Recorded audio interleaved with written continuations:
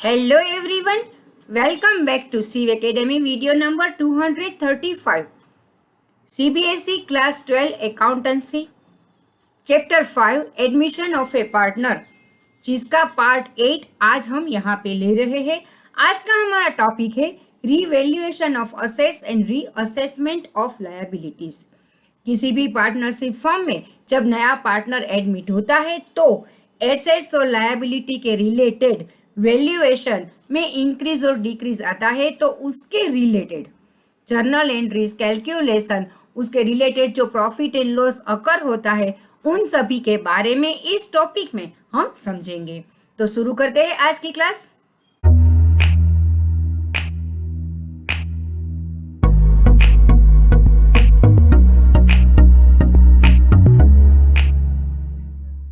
Students को Shiv academy की channel को सब्सक्राइब जरूर करना है, क्योंकि यहाँ पर से शिव एकेडमी की चैनल पर से अकाउंटेंसी के सारे टॉपिक्स के, सारे चैप्टर्स के सारे videos point two point theoretically and practically हमने सॉल्व करके अपलोड कर दिए हैं।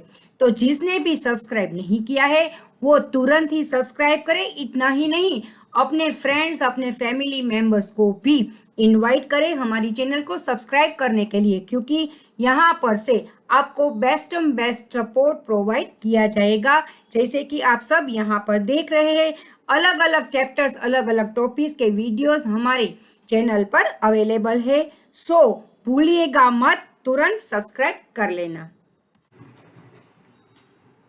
रीवैल्यूएशन अकाउंट, जैसे कि रीवैल्यूएशन अकाउंट के बारे में हमने अपने प्रीवियस वीडियो में डिस्कस कर लिया है, पर यहाँ पर admission of a partner related इस टॉपिक को हमें सीखना है। देखते हैं रीवैल्यूएशन अकाउंट के बारे में। Revaluation account is a nominal account. It is prepared in case when partners want to alter or revise the value of assets and liability. जब पार्टनर्स को ऐसा लगे कि हमें अपनी एसेट्स एंड लायबिलिटीज की वैल्यू को रिवाइज करना है, अल्टर करना है, चेंज करना है, तब इसको प्रिपेयर किया जाता है। जनरली रिकॉन्स्टिट्यूशन ऑफ फर्म की सिचुएशन जब आती है तभी रिवैल्यूएशन अकाउंट बनाया जाता है। It is opened with a purpose to a certain profit or loss occurring due to increase or decrease in assets and liability. Yes, जो भी assets and liabilities की valuation में increase और decrease आता है और उसके related जो भी profit और loss occur होता है, उसको जानने के लिए revaluation account को हमें बनाना है। An increase in the value of assets and decrease in the value of liabilities is credited to this account. जो भी हमारी increase है असेट की वैल्यू में एंड डिक्रीज है लायबिलिटीज की वैल्यू में, उसको हम इस अकाउंट में क्रेडिट करते हैं। क्योंकि असेट में इंक्रीज मतलब हमारा गेन होता है जो हमें क्रेडिट करना है, लायबिलिटी में डिक्रीज होता है मतलब अब हमें जो चुकाने वाली अमाउंट है उसमें अभी हम कम चुकाना है, सो वो भी हमारा गेन हो गया, तो उसको हमें क्रेडिट करना है। On the other hand, decrease in the value of assets and increase in the value of liabilities is debited to revaluation account.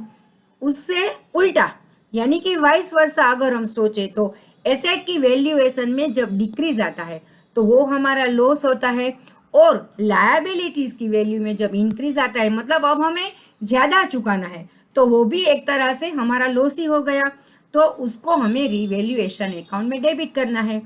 अब ये डेबिट और क्रेडिट साइड का जो डिफरेंस होता है वो हमें देता है प्रॉफिट या तो loss.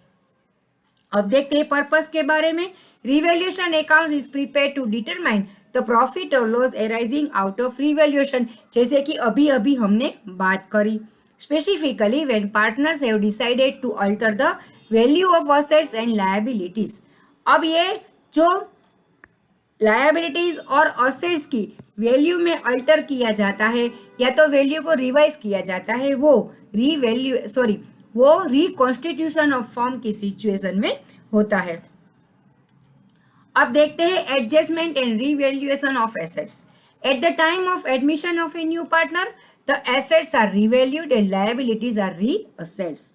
The assets are revalued and liabilities are reassessed, so that अब हमें उसका पर्पस देखना है। फर्स्ट है द एसेट्स आर ओवरस्टेटेड और understated are revalued.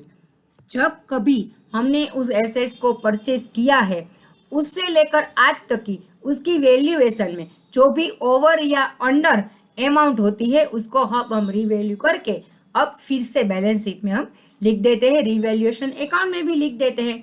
The liabilities are brought in the books at their correct value. Yes, मतलब कि अभी तक की जो वैल्यू थी पर आज की डेट में उसकी करेक्ट वैल्यू क्या है उसका हम रीअसेसमेंट करेंगे और उस रीवैल्यूएशन करने के बाद की जो अमाउंट आती है उसको अब हम नोट डाउन करेंगे। Unrecorded assets and liabilities of the firm are brought into the books of the firm. किसी भी कारणवश किसी भी तरह की एसेट्स या लायबिलिटीज अगर अनरिकॉर्डेड है तो अब हमें इसको बुक्स में लाना है। The actual position of the firm is calculated. Yes, ये सब स्टेप्स जब हम कर लेंगे तो फर्म की आज की एक्चुअल पोजीशन का कैलकुलेशन हम इजीली कर पाएंगे।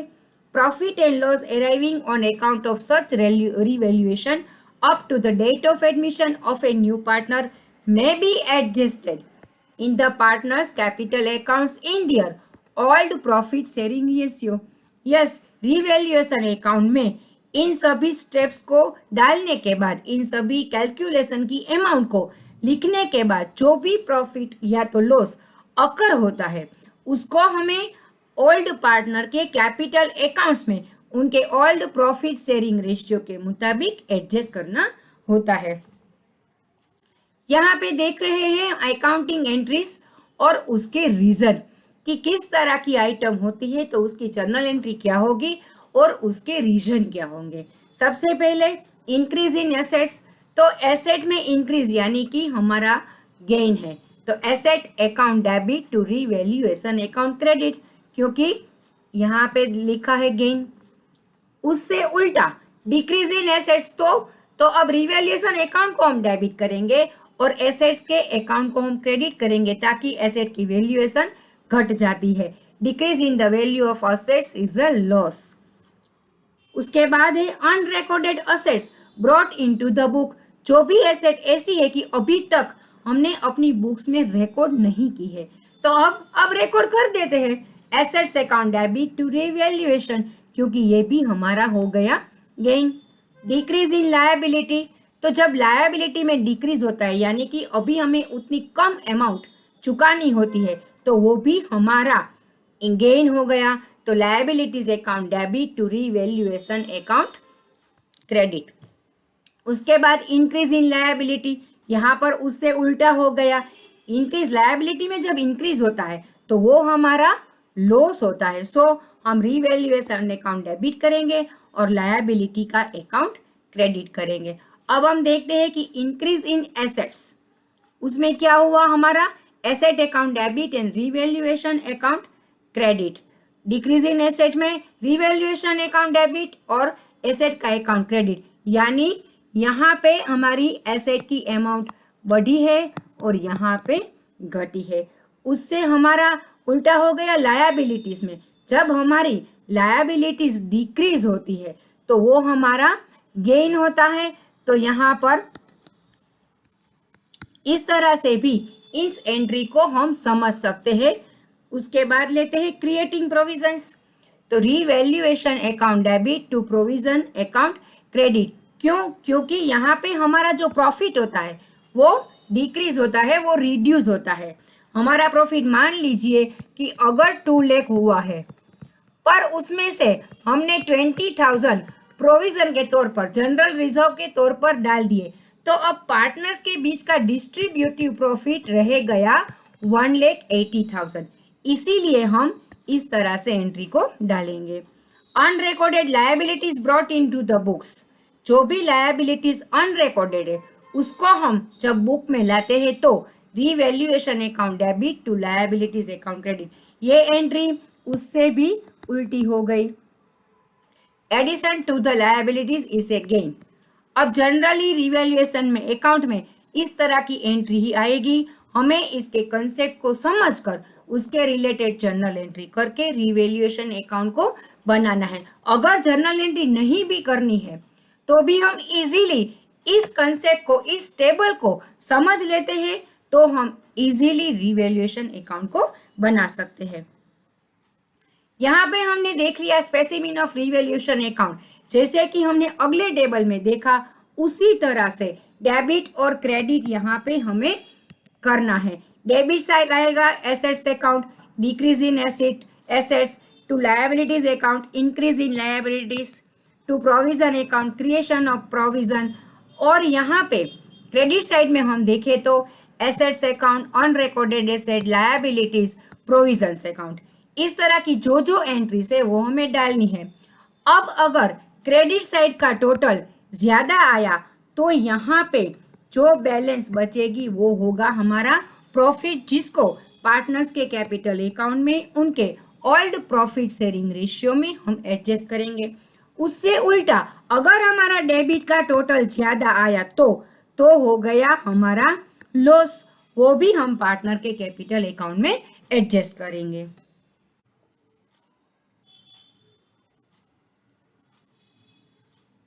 अब यहाँ पे हम एक क्वेश्चन लेते हैं और उसका सॉल्यूशन करके इस बात को समझते हैं।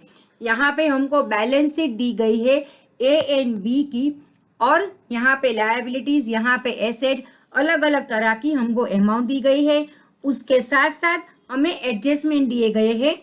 A and B admit C as a partner for 1 April 2018 on the following terms. अलग अलग टर्म्स हमको दी गई है। First, he will get the 1/5 share in profits and he will bring in 20,000 as his capital and rupees 5,000 as his share of goodwill। यहाँ पे 20,000 लाता है वो कैपिटल और 5,000 लाता है वो goodwill. C brings goodwill and A and B withdraw it। C लाता है जिसमें से A and B गुडविल की अमाउंट को विड्रॉ कर लेते हैं। Bring provision of doubtful debts up to 5% on debtors. हमारे जो डेप्टर्स है उससे 5% हमें प्रोविजन रखना है। Depreciate machinery by ₹2,000 and furniture by 12.5%। Machinery के ऊपर हमें डेप्रिशिएशन की अमाउंट दी गई है 2,000, सो वो हमें मशीनरी की अमाउंट में से माइनस करनी है। और फर्नीचर के हमें परसेंटेज दिए गए हैं 12.5%, तो हमारी फर्नीचर की जो अमाउंट है उसमें हमें 12.5% डेप्रिशिएशन का माइनस करना है। Fifth, value of stock is ₹23,000। Stock की वैल्यूएशन यहाँ पे दी गई है 20,000, पर अब हमें कहा गया है कि उसकी वैल्यूएशन हमें 23,000 करनी है, यानी कि बढ़ानी है। Six, appreciate land and building bye 20%। Appreciate का मतलब है इंक्रीज करना, तो लैंड एंड बिल्डिंग की जो वैल्यू है उसे हमें 20% बढ़ानी है, यानी कि हमको यहाँ पर जो वैल्यू दी गई है उसका 20% निकाल कर उसको इस अमाउंट में प्लस करके हमें उस अमाउंट को नई बैलेंस शीट में डालना है। और उस जो इंक्रीज वाली अमाउंट है उसे हम रिवैल्यूएशन अकाउंट में डालेंगे। Seventh one, record investments of ₹2,000 which do not appear in books। Investment की 2,000 की अमाउंट अनरिकॉर्ड है, अब हमें उसे रिकॉर्ड करनी है। 8th one, out of the amount of insurance premium which was debited to profit and loss account ₹5,000 be carried forward as unexpired insurance। जो हमें इंश्योरेंस की अमाउंट पे करनी है और उसकी अमाउंट को प्रॉफिट एंड लॉस अकाउंट में हमने डेबिट भी कर दी है, उसमें से 5,000 अनएक्सपायर्ड इंश्योरेंस मानी कि अगले साल तक चलने वाला है, तो हमें उसके रिलेटेड भी हमें रिवैल्यूएशन अकाउंट में एंट्री करनी होगी। 9th one, a bill of ₹5,000 for electricity expenses was omitted to be accounted for. मतलब कि इलेक्ट्रिक एक्सपेंस का जो 5,000 का बिल था वो लिखना रह गया है। अब हमको कहा गया है prepare revaluation account, partners capital account and balance sheet. इस तरह का क्वेश्चन हमारे एग्जाम में 6 मार्क्स या तो 8 मार्क्स में पूछा जाता है, बहुत ही आसानी से, पर स्टेप बाय स्टेप। जैसे कि अभी मैंने क्वेश्चन को रीड करके उसको ब्रेक कर करके क्वेश्चन के रिलेटेड सभी एस्पेक्ट्स को ध्यान में रखते हुए अब हम क्वेश्चन के सॉल्यूशन की ओर बढ़ेंगे तो सॉल्यूशन को हम इजीली और एक्यूरेटली सोल्व कर पाएंगे। यहाँ पे रिवैल्यूएशन अकाउंट को बनाया है। देखते हैं प्रोविजन फॉर डाउटफुल डेट्स 500 कैसे आता है। 500 यहाँ पे हमको दिया गया है 19,500। डेप्टर्स हमारा था 20,000। अब 20,000 का हमें 5% लेना है, यानी कि 1000 लेना है। 1000 में से 500 अल्टीमेटली है, तो अब हमें लेना है 500। उसी तरह से हमको जो मशीनरी अकाउंट की हमने बात कर दी कि उसमें हमको 2000 का डेप्रिसिएशन करना है, तो वो हमने यहाँ पे लगा दिया है। फर्नीचर अकाउंट में जो 12.5% लेना था वो निकाल कर यहाँ पे हमने लगा दिया है। आउटस्टैंडिंग इलेक्ट्रिसिटी बिल जो बाकी था उसको भी हमने यहाँ पे डेबिट कर दिया है। अब डेबिट साइड वाली सभी एंट्रीज आ गई। अब हम क्रेडिट साइड को देखते हैं। जैसे कि हमने कहा कि स्टॉक की अमाउंट 20,000 है, अब करनी है 23,000, तो यहाँ पे हमने स्टॉक अकाउंट कर दिया 3000। अब लैंड एंड बिल्डिंग की बात करें तो लैंड एंड बिल्डिंग की वैल्यूएशन थी 73,500 और उसमें हमें 70,500 का 20% हमें निकालना है, तो उसकी जो वैल्यूएशन आती है 14,700 इंक्रीज वाली, वो हम क्रेडिट करेंगे क्योंकि वो हमारा गेन है। इन्वेस्टमेंट की वैल्यू जो हमने रिकॉर्ड ही नहीं किए वो हम रिकॉर्ड करते हैं, तो उसकी वैल्यूएशन है 2000, तो वो भी क्रेडिट हम करेंगे। इंश्योरेंस का जो पेमेंट अनएक्सपायर की तरह हमें रिकॉर्ड करना है, यानी कि वो अगले साल भी उसका बेनिफिट हमें मिलने वाला है, मतलब अभी वो हमारी एसेट कहलाएगी। एसेट में इंक्रीज यानी कि हम क्रेडिट करेंगे। अब हम क्रेडिट साइड का टोटल करें तो 24,700 आता है, जिसको हम यहाँ पे लेते हैं और इन सभी का टोटल करते हैं, तो यहाँ पे हमारी बैलेंस बचती है 15,950, जो कि हमारा प्रॉफिट है। और उस प्रॉफिट को ए एंड बी दो जो ओल्ड पार्टनर्स है, यहाँ पे कुछ कहा नहीं गया है उसके प्रॉफिट शेयरिंग रेशियो के बारे में, सो हम उसे इक्वली डिस्ट्रीब्यूट करेंगे, तो ए और बी दोनों के कैपिटल अकाउंट में 7,975 की अमाउंट आती है। अब देखते हैं पार्टनर्स कैपिटल अकाउंट को कैसे बनाते हैं।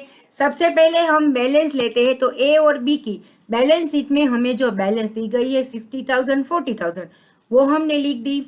अब कैश अकाउंट में 20,000 सी के अकाउंट में क्रेडिट हुआ है, यानी कि सी कैपिटल के तौर पर जो 20,000 लेके आया है वो हमने यहाँ पे डाल दिया है।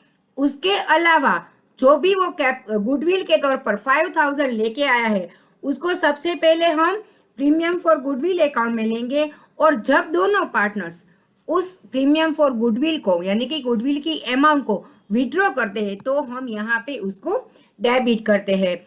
और जो रीवैल्यूएशन अकाउंट में ए और बी जो ओल्ड पार्टनर्स थे उसके हिस्से में जो भी प्रॉफिट आया उसको भी यहाँ पर हमने लिख दिया है।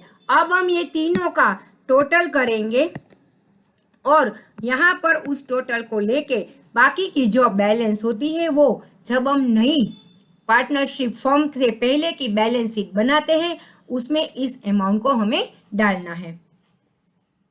यहाँ पे हम बैलेंस शीट देखते हैं, उससे पहले हम कैश की वर्किंग नोट बनाकर उसकी क्लोजिंग बैलेंस फाइंड करेंगे। कैश की इस तरह से वर्किंग नोट भी हम बना सकते हैं या फिर हम कैश अकाउंट भी बना सकते हैं। अगर कैश अकाउंट बनाने को कहा नहीं गया है तो आपके लिए इजी होगा कि आप वर्किंग नोट बनाकर कैश की क्लोजिंग बैलेंस को फाइंड करें, कैलकुलेट करें। यहाँ पे जैसे कि हमको दिया गया था कैश की ओपनिंग बैलेंस थी 12,000, उसमें सी कैपिटल के तौर पर 20,000 लाया और गुडविल के तौर पर 5,000 लेकर आया, पर इस गुडविल को ए एंड बी ने विड्रॉ कर लिया, यानी कि उसको हमने माइनस कर दिया, तो अल्टीमेटली हमारे अकाउंट में क्लोजिंग बैलेंस मतलब हमारी बैलेंस शीट में कैश की क्लोजिंग बैलेंस आएगी 32,000 जो हमने यहाँ पे डाल दी है। कैश एट बैंक जो वो कितने सारे अमाउंट ऐसे भी हो गए जिसमें कोई भी हमको इंफॉर्मेशन नहीं दी गई, यानी उसमें हमें कुछ एडजस्टमेंट नहीं करना है, तो उसको हमें वैसे ही डालना है जैसे हमको पुरानी बैलेंस शीट में दिया गया है। तो कैसेट बैंक ऐसे ही आएगा। स्टॉक की वैल्यूएशन जैसे हमको कहा गया था कि हमें 23,000 करना है, सो हमने कर दिया है। डेप्टर्स थे हमारे 20,000, पहले उसमें प्रोविजन था 500, पर अब प्रोविजन को बढ़ाया गया है तो प्रोविजन को हमने 5% करके 1000 कर दिया है, तो वो हमें लिखना है। प्रीपेड इंश्योरेंस जो हमारी एसेट होगी उसे भी हमने लिख दिया। Furniture, machinery, land and building सबकी रिवाइज्ड वैल्यू को हमें लिखना है। और जो इन्वेस्टमेंट अब तक अनरिकॉर्डेड था उसको हमने रिकॉर्ड कर दिया, तो उसे भी अब हमें यहाँ पे लिखना है। अब हम लायबिलिटी के साइड पर जाकर देखें तो bills payable as it is रहेगा 50,000, क्रेडिटर्स भी एज इट इज रहेगा 50,000।